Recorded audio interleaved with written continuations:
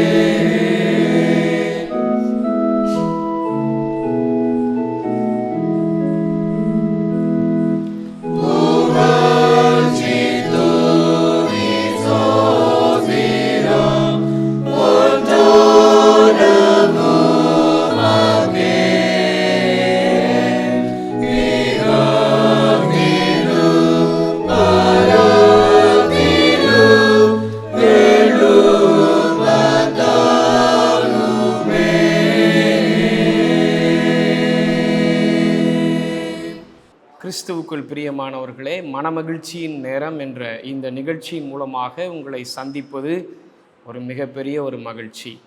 இன்றைக்கும் கர்த்தருடைய வார்த்தையை நாம் கேட்கலாம். யாத்ராகமத்தின் புஸ்தகம் 34ஆம் அதிகாரத்தின் 10ஆம் வசனம்.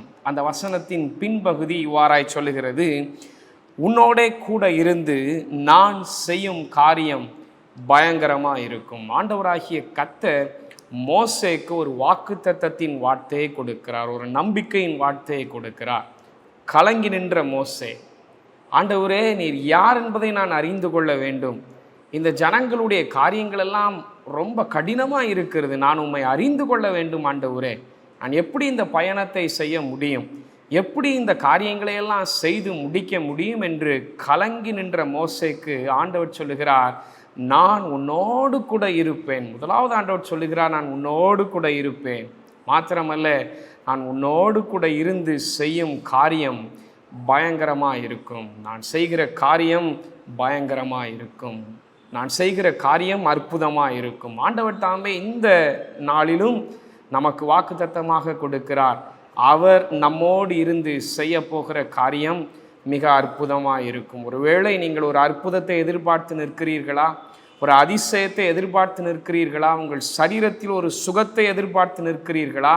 உங்கள் பொருளாதாரத்தில் ஒரு ஆசீர்வாதத்தை எதிர்பார்த்து நிற்கிறீர்களா? ஆண்டவர் சொல்லுகிறார், நான் உங்களோடு கூட இருந்து செய்கிற காரியம் பயங்கரமாக இருக்கும். நான் உங்களோடு கூட இருந்து செய்கிற காரியம் அற்புதமாக இருக்கும். இன்றைக்கு ஆண்டவராகிய கர்த்தர் நிச்சயமாகவே அற்புதங்களை செய்ய போகிறார். எனவே நாம் கலங்க வேண்டாம், நாம் திகைத்து நிற்க வேண்டாம். ஆண்டவராகிய கர்த்தர் அற்புதங்களை செய்கிறவர். இந்த வார்த்தையை மாத்திரமல்ல, இதோடு கூட சேர்ந்து சில வார்த்தைகளை மோசேக்கு சொல்லுகிறார். அவைகளையும் சுருக்கமாக நாம் பார்க்கலாம்.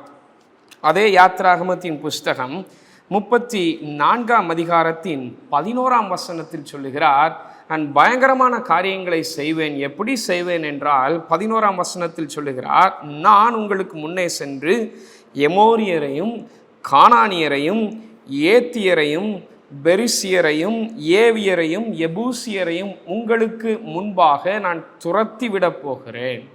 நீங்கள் கானான் தேசத்திற்குள் பிரவேசிக்க போகிறீர்கள். நீங்கள் ஒரு சுதந்திர தேசத்திற்குள் பிரவேசிக்க போகிறீர்கள். நான் உங்களுக்கு முன்பாகவே சென்று உங்கள் எதிரிகளை எல்லாம் நான் துரத்தி விடுகிறேன். உங்களுக்கு எந்த பிரச்சனையும் இருக்காது, உங்களுக்கு எந்த கவலையும் இல்லை. சந்தோஷமாய் தேசத்துக்குள் பிரவேசிப்பீர்கள். காரணம், நான் உங்கள் எதிரான காரியங்களை எல்லாம் நான் துரத்தி விட போகிறேன். நான் பயங்கரமான தேவன், உங்களோடு கூட இருந்து பயங்கரமான காரியங்களை செய்ய போகிறேன்.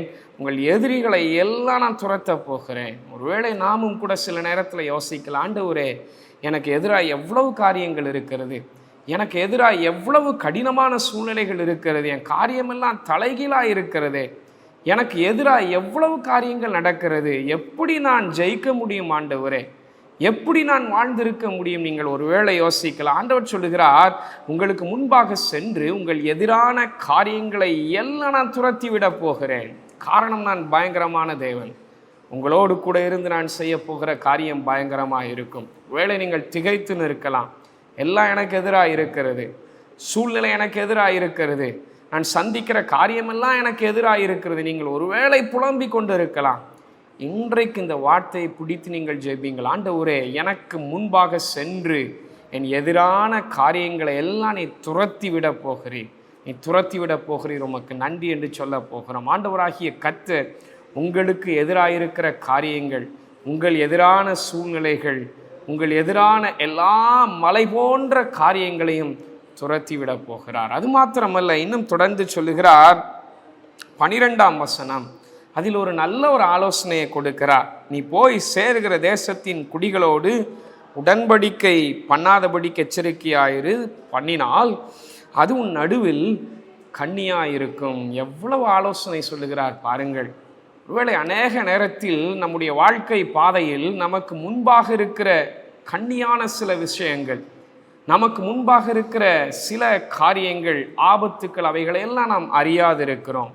ஆனால் ஆண்டவராகிய கர்த்தர் நம்மோடு கூட இருக்கிறார். அந்த பயங்கரமான தேவன் நமக்கு ஒவ்வொரு நேரமும் ஆலோசனை சொல்லுகிறவராக இருக்கிறார். நமக்கு பாதை காண்பிக்கிறார். எந்த பாதை சரியான பாதை, எந்த பாதை தவறான பாதை, எல்லாவற்றையும் நமக்கு காண்பித்து கொடுக்கிறார். அதைத்தான் மோசேக்கு இங்கு வாக்குத்தத்தமாக சொல்லுகிறார். நான் பயங்கரமான தேவன், எனவே நான் உனக்கு பாதை காண்பிப்பேன், உனக்கு கண்ணி போல் இருக்கிற காரியங்களெல்லாம் உனக்கு காண்பிப்பேன். நான் ஆண்டவராகிய கர்த்தர் நமக்கும் வாக்கு கொடுக்கிறார். ஒருவேளை நம்முடைய பாதையில் எவைகளெல்லாம் நமக்கு கண்ணியாக இருக்கிறது, எவைகளெல்லாம் நமக்கு தடையாக இருக்கிறது, எவைகளெல்லாம் நம்மை விழத்தள்ளுவதற்கு தயாராக இருக்கிறது, அவைகளை எல்லாம் நமக்கு காண்பித்து அதன் மேல் வெற்றி சிறக்க பண்ண போகிறார். அந்த ஆண்டவரை நாம் துதிக்க போகிறோம். ஆண்டவரே, எனக்கு முன்பாக இருந்து எனக்கு ஆலோசனை சொல்ல போகிறீர். காரணம், நீர் என்னோடு கூட இருக்கிற பயங்கரமான தேவன், நீர் என்னோடு கூட இருக்கிற அதிசயமான தேவன். மோசேக்கு வாக்கு கொடுக்கிறார், உனக்கு அது கண்ணியாக இருக்கும், நான் உனக்கு முன்பே சொல்லுகிறேன். காரணம், நான் உன்னோடு கூட இருந்து பயங்கரமான காரியங்களை செய்ய போகிறேன். கடைசியாக இன்னும் அருமையாய் ஒரு வாக்குத்தத்தத்தை கொடுக்கிறார், ஒரு ஆலோசனை சொல்லுகிறார். தொடர்ந்து யாத்ராகமத்தின் புஸ்தகம் 34ஆம் அதிகாரத்தின் 12, 13, 14 தொடர்ந்து எல்லா வசனங்களையும் வாசிக்கும் பொழுது ஆண்டவர் சொல்லுகிறார், என் அந்நிய தேசத்திற்குள் பிரவேசிக்கும் பொழுது, இந்த கானான் தேசத்திற்குள் பிரவேசிக்கும் பொழுது அவருடைய பலிபீடங்களையெல்லாம் இடித்து, அவர்கள் சிலைகளையெல்லாம் தகர்த்து, அவர்கள் தோப்புகளையெல்லாம் வெட்டி போடுங்கள். காரணம், நான் உங்களோடு இருக்க ஆசைப்படுகிறேன். என்னுடைய பிரசனம் உங்களோடு தங்கியிருக்க நான் வாஞ்சிக்கிறேன். நான் உங்களோடு இருக்க வாஞ்சிக்கிறேன். எனவே நீங்கள் அந்நிய தெய்வங்களை எல்லாம் விட்டு விடுங்கள். இஸ்ரவேல் ஜனங்களுக்கு வாக்கு கொடுக்கிறார். எவ்வளவு அன்பான தேவன்! அவர் பயங்கரமான காரியங்களை செய்வது மாத்திரமல்ல, அந்த பயங்கரமான தேவன் நம்மோடு கூட இருப்பதற்கு வாஞ்சையாயிருக்கிறார். அவர் உங்களோடு கூட இருப்பதற்கு வாஞ்சையாயிருக்கிறார். உங்களோடு கூட இந்த மாதம் முழுவதும் இருப்பதற்கு வாஞ்சையாயிருக்கிறார். எனவே அவருக்கு இடம் கொடுங்கள். ஆண்டவரே, என்னுடைய வாழ்க்கையில் உமக்கு நான் இடத்தை கொடுக்கிறேன். என்னோடு கூட நீர் இரும் ஆண்டவரே, என்னோடு கூட நீர் தங்கியிரும். அவருக்கு இடத்தை ஆயத்தம் பண்ணும் பொழுது அவர் நம்மோடு கூட தங்கி இருக்கிறார். உங்கள் இல்லத்தில் அவர் தங்க வாஞ்சையாயிருக்கிறார். உங்கள் இருதயத்தில் அவர் தங்க வாஞ்சையாயிருக்கிறார். நீங்கள் தொழில் செய்கிற இடத்தில் அவர் தங்க வாஞ்சையாயிருக்கிறார். உங்களோடு கூடவே அந்த ஆண்டவர் இருந்து பயங்கரமான காரியங்களை செய்ய போகிறார். நான் உன்னோடு கூட இருந்து செய்யும் காரியம் பயங்கரமாயிருக்கும். தலைகளை தாழ்த்தி ஜெபிக்கலாம். பரிசுத்தமுள்ள எங்கள் அன்பின் ஆண்டவரே, நீர் பராக்கிரமம் உள்ள தேவனாய் இருக்கிறீர். எங்களோடு கூட இருந்து நீர் செய்ய போகிற காரியம் இந்த மாதத்தில் அதிசயமாய் இருக்க போவதற்காய் நன்றி, பயங்கரமாய் இருக்க போவதற்காய் நன்றி. எங்களை பரிசுத்தப்படுத்தும், எங்களை ஆசீர்வதியும். எங்கள் தடைகள் எல்லாம் விலகட்டும், எங்கள் சரீரத்தின் சோர்வுகள் விலகட்டும், எங்கள் வியாதிகள் விலகுவதாக, எங்கள் கடினமான சூழ்நிலைகள் விலகட்டும். ஆண்டவரே, எங்களுக்கு நேரான பாதையை காண்பியும். எங்களுக்கு முன்பாக இருக்கிற கண்ணியான விஷயங்கள், ஆண்டவரே, எங்களுக்கு முன்பாக இருக்கிற தடைகள் எல்லாவற்றையும் எங்களுக்கு காண்பித்து எங்களை நேரான பாதையில் நடத்தும். எங்களோடு கூட நீ தங்கியிரும் ஆண்டவரே. ஆண்டவரே, நன்மையும் கிருபையும் எங்களை சூழ்ந்து கொள்ளட்டும். உம்முடைய கிருபை எங்களோடு இருக்கட்டும். மீட்பர் இயேசுவின் மூலமாய் ஜெபிக்கிறேன் நல்ல பிதாவே. ஆமேன், ஆமேன்.